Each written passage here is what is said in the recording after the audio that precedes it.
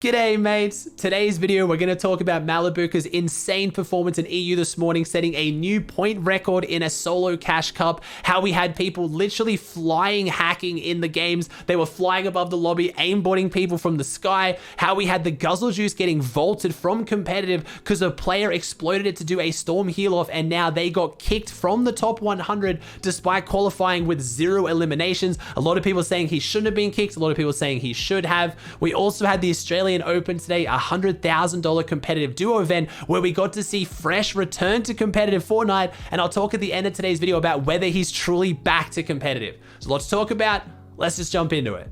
I don't normally focus too much on opens placements or who wins opens. I always put more of the emphasis on the set lobbies because those are obviously the more difficult lobbies and that's where the money is and that's what is going to resemble kind of an FNCS style gameplay. But Malibuca's performance today is an exception. This is one of the most dominant performances we've ever seen in Fortnite. Yes, it's opens, but he got 258 points, beating out the previous solo cash cup point record, I think stretch set of like 220 something, I believe, but 258. He played 8 matches and won 6 of them. And one of the games, the only poor game he played was a 1 elim 75th that only lasted less than 3 minutes. So it isn't even that big of a deal in the grand scheme of things. This match history is almost perfection. 6 elim 9th being the worst game because it took 24 minutes and he only got a 6 elim 9th. And the last game he went into, the queue popped 1 minute before queues closed and he still managed to get the 9 elim win even on stream. And I want to touch on that because I know anytime someone does really well, even if it's a pro that people know like Malibuca,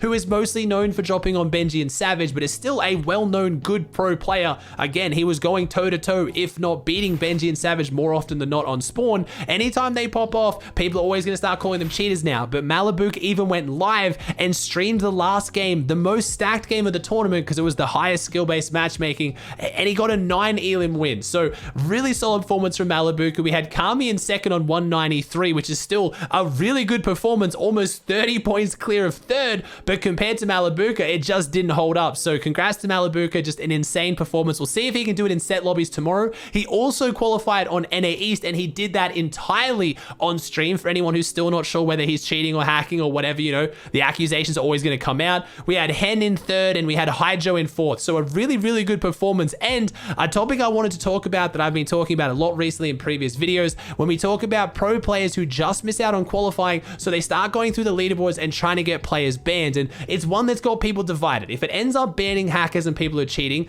the ends justify the means, and I fully understand that. It motivates people to go and find hackers, which unfortunately right now Epic doesn't seem to be doing the best job of themselves. I'll talk about the flying hackers in a couple of minutes, and you heard that right. Yes, literally flying hackers, but it ends up in results like this where Rezon makes it inside top 100 because he made 104th, and 4 people have been banned inside the top 100, moving him up. I have no problem with that because again, if someone's cheating or hacking, they deserve to be banned. But when you have players in situations like I touched on last week with Blade FNBR, who seems to have been banned from a mass report when he did nothing wrong, and the defense I have for that is he was banned, unbanned by Epic, banned again, then unbanned again. So clearly Epic made a mistake and did something wrong, and mass report makes the most amount of sense to explain this situation. So I don't know what's going on. I want to know how you guys feel. Do you think players should have the ability to report and get people banned inside top 100 if it's just to get themselves inside the leaderboard for set lobbies? Or again, do the ends justify the means? If it bans hackers and cheaters,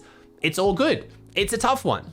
Now, I just mentioned it then. I've talked a lot about hackers in my videos. It's very sad. I'm trying to avoid as much as possible. When we have a new hack that is literally allowing players to fly above the lobby and aimbot everyone in that lobby, I have to mention it. There was a few hackers going around in EU which seem to have these new hacks that allow them to fly. This was kind of like a throwback moment to the 72 hours clip, if you guys remember, Enable's Island edit. It kind of felt like that. And when players can start flying around with aimbot, it is a scary day for Fortnite. I really hope Epic can crack down on this and fix it, but I thought I'd mention it because you probably saw it all over your timelines. I mean, it is kind of funny, it looks hilarious, but these are players who are competing for their livelihoods and for money on the line. This just shouldn't be happening.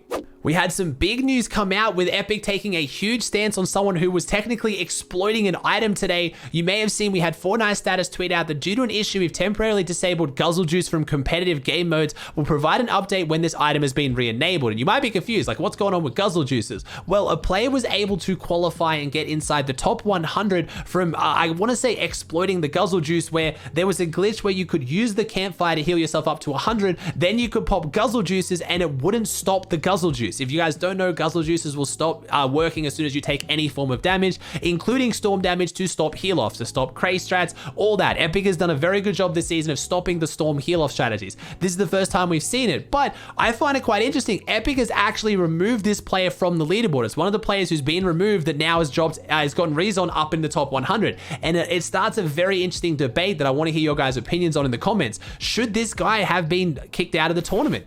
Yes, it's an exploit, but where do we draw the line on what's an exploit? It should be Epic's job to make sure these items function as their specific purposes are. If you're now doing things like Martos is doing with the crazy reinforced walls, where, you know, you phase up against the corner of a reinforced wall, you place it down, you phase through the wall and you pump someone.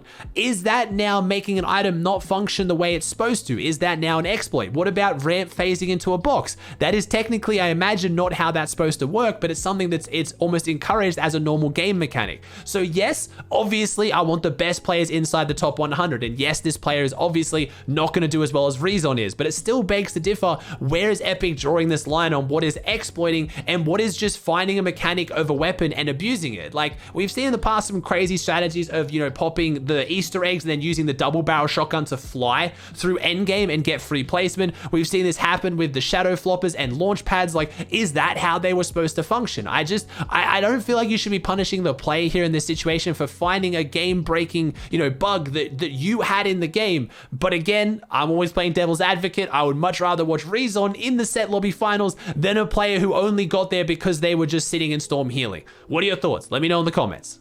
The one very real issue this presents for the game going forward, though, is the fact that as long as the Guzzle Juices are vaulted in competitive, it means that Chug Splashes drop way more often. When you break a cooler, you have a chance to get a Guzzle Juice or 2 Chug Splashes or 4 Chug Splashes. Now, because there's no Guzzle Juice, you have a 100% chance of getting 4 splashes.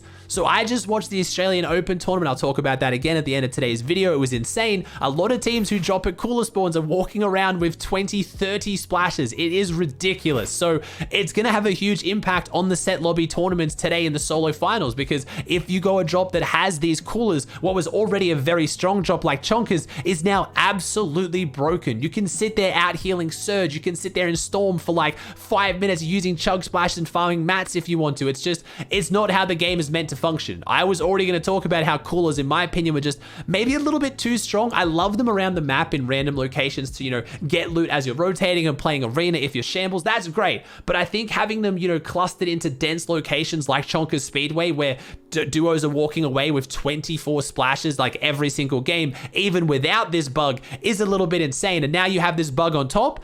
If you weren't already jumping on splashes, you probably should be.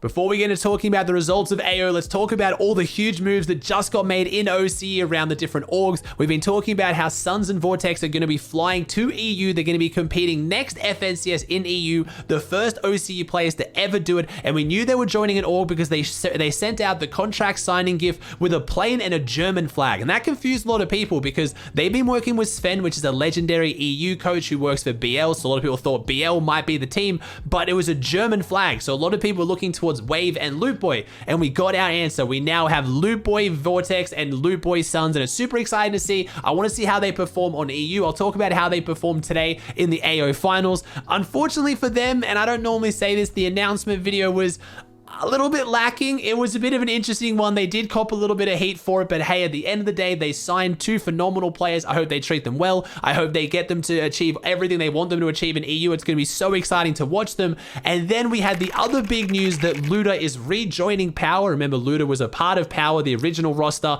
before then leaving to join TNA. We never really got to see too much what went on there. We saw that Muzz, Luda, and Speedy, well, Muzz and Luda dropped out of their Power contracts early. They did get out early, to then go to NA with TNA. We don't really know where that ended well. Power didn't say anything. They just, kind of went their ways and moved on. The fact they've re-signed Luda is really, really awesome. Luda coming back from NA, now performing again in OCE, one of OCE's best players. It's a no-brainer. And picking up Sorif as well looked really, really awesome. It was so cool to watch. Again, comparing the Lootboy announcement to the Power announcement, which is one of the best ones I've ever seen. It's so cool to see that, again, an org being ran by someone like Lachlan, who just understands content, who understands the hype of an announcement, and also using some funds to get some IRL content going, which, again, I'm going to give Lootboy the full out there. They just obviously can't get Suns and Vortex, who are across the world, into a studio to take photos and do videos with to make a crazy announcement. I get that, so I don't want to kind of make that unfair comparison, but it was very, very cool to see 4 huge players in OCE all join big orgs on the same day.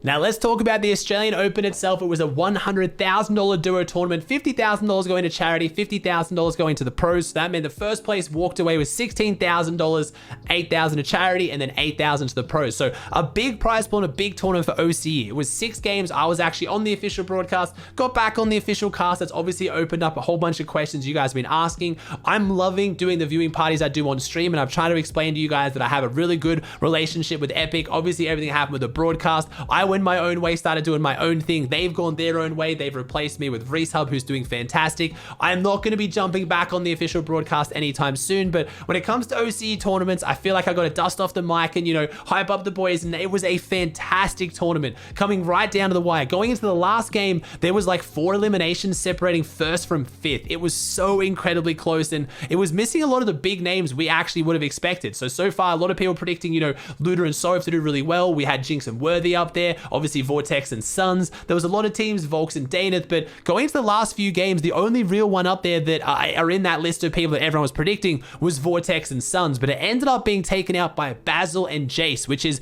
Vortex's ex-trio mates who did just win a Cash Cup. So a lot of people, probably myself included, should have maybe had some more faith in them, but Cash Cup set lobbies compared to, a $100,000 tournament is very different. But Basil and Jace played fantastically. Just a bit of a note, this was played on custom servers, not on the actual in-game tournament servers, which, as you guys know, if you ever watch stacked custom tournaments, they are a little bit laggier. They don't get the same level of priority. There are some issues, so a lot of players in the tournament complaining about that, so I thought I'd mention it. But overall, still a fantastic tournament. So Basil and Jace walking away with first place on 183, Spiker and Raikou getting 168, Pumpkin and Zolka on 161, Suns and Skids. Now remember, this isn't Suns who's going to EU Suns. There's 2 different Suns on OCE who this Suns just won Trio FNCS last season with Tui and Alex. And then we had Alex and Bailey in 5th, Vortex and Suns who came in 6th overall. So good showing from them after signing to Lootboy. We did have Vortex, I believe it was, tweeting out today he wasn't feeling well before the tournament even started, just felt really sick, and I think he was quite upset he couldn't perform as well as he wanted to. But not a bad performance, just not the standard that Vortex and Suns are holding them to right now. We had Brax and Machu, we then had Zans and Oatly, Reckless and Muzma, and then Jinx and Worthy with Daneth and Volks just outside in 11th. I also want to mention this was the competitive return of Nubatoon and Fresh, and I really hope this means Fresh is back to competing and is going to play in FNCS. Him and Nubatoon actually did really well. 21st overall. They were dropping at the vault just outside Greasy, which, as you know, is not a very strong duo drop, and I was quite impressed with how they were playing. Their early and mid game looked really, really good. The only time I saw them coming unstuck was on rotating zones, but again, neither of them have been competing at all in Chapter 3. Fresh has been playing and making videos, but that's it. So seeing them come 21st overall, 97 points, I mean, one decent endgame and they could have been inside the top 10. It was really encouraging to see, and a lot of people in the Twitch chat of the official broadcast were so happy to see them back. So we haven't heard Fresh and Nubatoon make any word of whether they're going to play FNCS together, whether they're going to play Cash Cups, but here's hoping, so it's exciting to watch them back. Alright guys, that does it for another video. I hope you enjoyed. If you did, please chuck a like on it, subscribe to the channel if you haven't, and I'll see you in the next one.